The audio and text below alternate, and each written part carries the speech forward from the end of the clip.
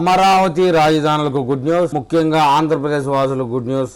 రాజధాని ప్రాంతంలో రైతులకు మరీ గుడ్ న్యూస్. అమరావతి రాజధాని ఫేజ్ 2 లో భూసేకరణకు సంబంధించి ప్రభుత్వం వారైతే ఒక పెద్ద అప్డేట్ ఇచ్చారు. ఫేజ్ 2 లో భూసేకరణకు అయితే చురుగ్గా ఫైల్ కదిలిస్తోందని సమాచారం. ఇప్పటికే 4 గ్రామాల్లో భూసేకరణకి గ్రామ సభల ద్వారా అనుమతులు తీసుకోవడం అయితే జరిగింది. తాజాగా నిన్న లేమల్లి అనే గ్రామంలో కూడా గ్రామ సభ అయితే నిర్వహించి ముఖ్యంగా రైతుల అభిప్రాయం అయితే తీసుకున్నారు. రైతులు మరిన్ని డిమాండ్లు అయితే ప్రభుత్వం మీద ఉంచడం జరిగింది. వాటికైతే ప్రభుత్వం కూడా సానుకూలంగా స్పందించడం జరిగిందని చెప్తున్నారు. ఇప్పటి వరకు అయితే మంగళగిరి, తాడికొండ పరిసర ప్రాంతాలకే పరిమితమైంది రాజధాని. ఇక పెద్ద కూరపాడు నియోజకవర్గంలో కూడా పర్యవేక్షించబోతా ఉంది. కొత్తగా అయితే 5 గ్రామాల్లో ఎండ్రాయి, పెదమద్దూరు, లేమల్లె, కర్లపూడి ఈ సమీప ఆ ప్రాంతాల్లో దాదాపు 10,000 ఎకరాలు భూసేకరణ అయితే చేసి అందులో 5,000 ఎకరాల్లో అంతర్జాతీయ విమానాశ్రయం కోసం కేటాయించి మిగిలిన 5,000 ఎకరాల్లో ఐటీ పార్కు తీసుకురావాలని భారీ సంస్థలు ఏవైతే ఉన్నాయో బహుళ జాతి సంస్థలుగా పేరెనుకన్నాయి ఎంఎన్సీ పెట్టుబడులు తీసుకురావడం కోసం రాష్ట్ర ప్రభుత్వం అయితే వేగంగా సిద్ధం చేస్తా ఉంది. అయితే విశాఖ ఐటీ రాజధాని అంటా ఉన్నారు. తిరుపతిని అయితే శ్రీ సిటీ ఎలక్ట్రానిక్ అంటా ఉన్నారు. మరి అమరావతిలో ఎలాంటి ఎంప్లాయ్మెంట్ తీసుకొస్తారనే విషయంలో,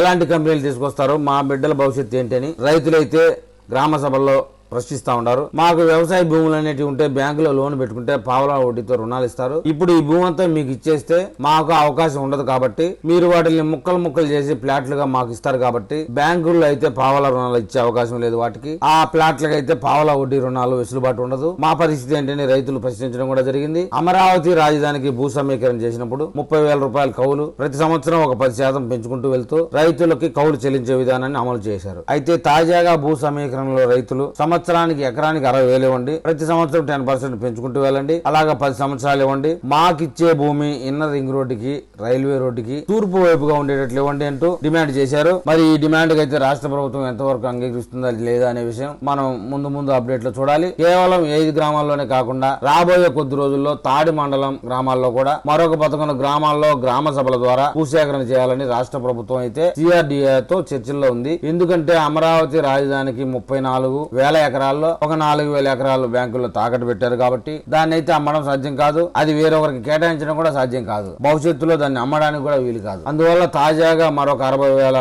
ఎకరాల భూసేకరణ జరిపేందుకు రాష్ట్ర ప్రభుత్వం సిద్ధమైతా ఉంది. ఇప్పటికే 5 గ్రామాలు అయితే ఫైనల్ అయిపోయాయి. మరో 11 గ్రామాల్లో రాబోయే కొద్ది రోజుల్లోనే గ్రామ సభలు నిర్వహించి ఆ గ్రామాలు ఏంటి, వారు కోరే డిమాండ్లు ఏంటి, రాష్ట్ర ప్రభుత్వం వాటి మీద ఎలా స్పందించింది అనే విషయాలు తర్వాత అప్డేట్ లో మనం ఒక వీడియో చేద్దాం. ఆ వీడియో మీకు చేరాలంటే నా ఛానల్ని సబ్స్క్రైబ్ చేయండి, లైక్ చేయండి. మీరు నాకు ఏదైనా తెలపాలనుకుంటే కామెంట్ రూపంలో తెలపండి.